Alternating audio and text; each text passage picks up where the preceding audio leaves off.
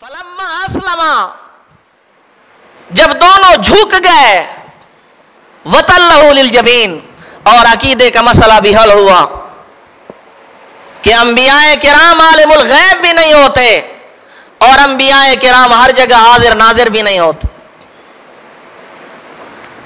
ابراہیم علیہ السلام بیٹے کی قربانی کے لیے تیار ہوتے ہیں، پکا ارادہ ہے بیٹے کو ذبح کرنے کا، اور قرآن کہتا ہے ان ھذا لہو البلاء المبین، کہ بے شک یہ البتہ واضح امتحان تھا۔ واضح امتحان تو اس صورت میں ہوگا جب ابراہیم علیہ السلام کا ارادہ پکا ہو بیٹے کی قربانی کا۔ اگر ابراہیم علیہ السلام عالم الغیب تھے اور ان کو پہلے سے پتا تھا کہ بیٹے نے ذبح نہیں ہونا بلکہ دمبے نے آنا ہے، ان کی جگہ ذبح ہونا ہے، پھر یہ امتحان تو نہ ہوا۔ تو معلوم ہوا انبیاء کرام ہر جگہ حاضر ناظر بھی نہیں ہوتے اور عالم الغیب بھی نہیں ہوتے، اس لیے تو قرآن نے کہا ان ھذا لہو البلاء المبین۔